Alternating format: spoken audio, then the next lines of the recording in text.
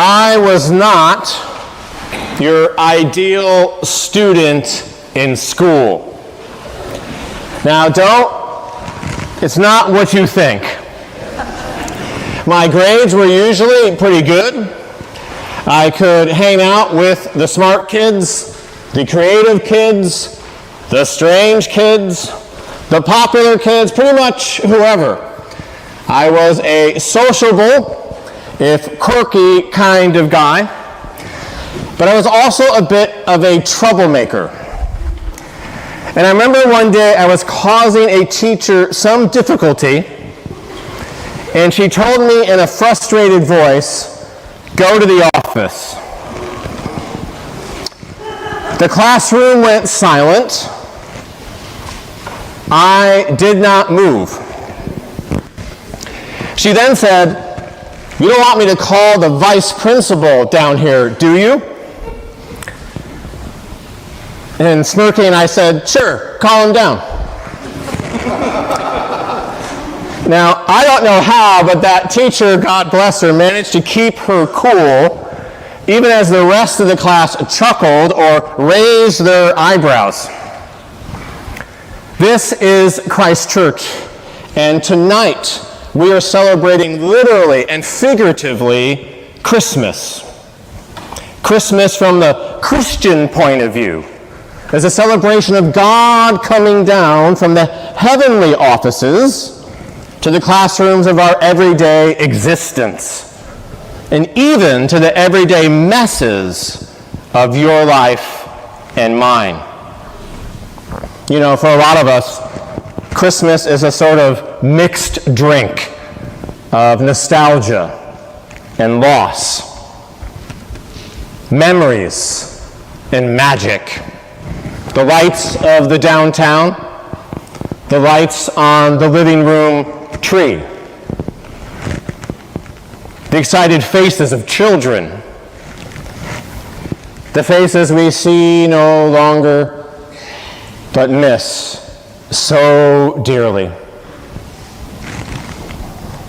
Whoever you are and wherever you are spiritually, whether you're seeking faith, celebrating your faith tonight, uncertain or not interested in faith, there is still a power to this time of year and to this moment. As we gather in a church, as people have for centuries, to sing the old carols, to pray the old prayers, and to peek with people all around the world into the manger to behold the baby Jesus again.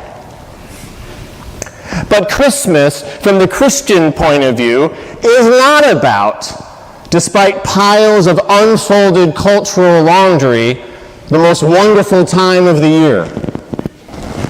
Sorry to remind you about laundry.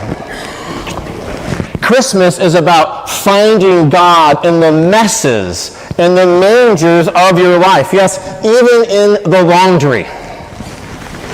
Christmas is God showing up in our daily grind, at work, at school, at home. And the very page-worn, torn verses of Luke chapter 2, which we hear every Christmas Eve, tell us about the real story of Christmas. Luke 2, verse 1. In those days a decree went out from the Emperor Augustus that all the world should be registered. The old King James translation of that last word, taxed, points to the reality of what the emperor was doing.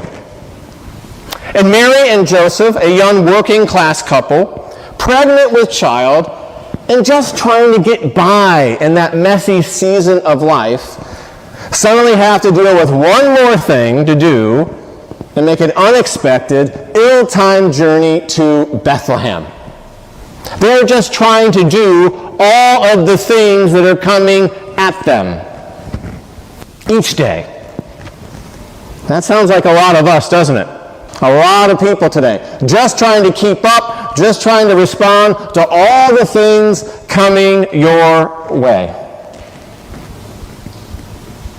Luke 2, verse 8. In that region, there were shepherds living in the fields, keeping watch over their flocks by night. Once again, we find ordinary people, shepherds, though to be honest, they were the lowest of the low in first century society.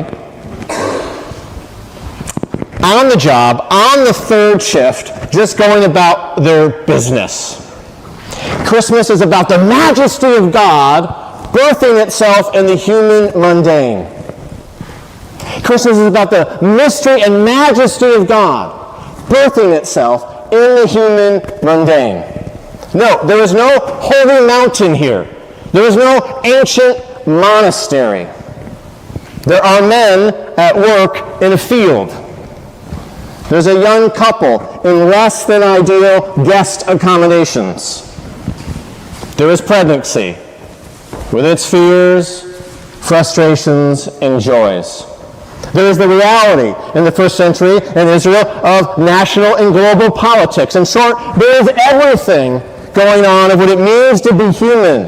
And right there, right smack in the middle of it, is where God comes to us. Emmanuel, God with us. Emmanuel, God with us. Let's say that together. God with us. So whether your faith is strong or weak, whether you're here often or on occasion, or just this one time, know that the divine majesty, the higher power, is not content to stay far away or limited to certain times and places, but that the God revealed to us at Christmas is a God who comes to us in our joys and the messes of your daily life and mine. Now, yes, there were angelic manifestations. Yes, in theological language, the eternal Son of God was made flesh, incarnate from the Virgin Mary. But don't miss the meaning, the profundity of that theological language, of this event.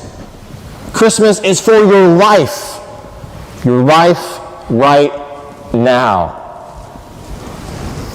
Whether you're dealing with the mess of a breakup, the grind of your 9 to 5, the anxieties of illness, or whatever it is that you're facing right now, look for God in the mess.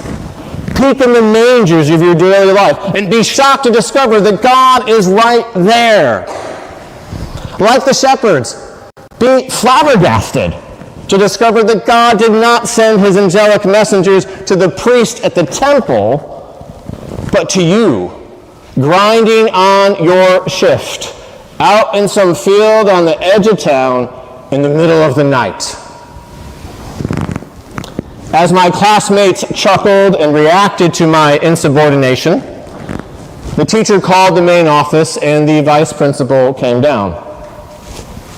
Christmas is about God coming down to where we are, where you are.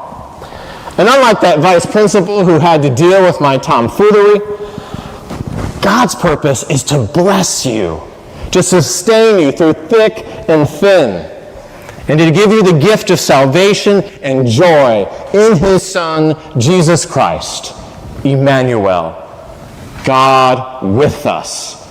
God with us. Come, let us adore him. Amen.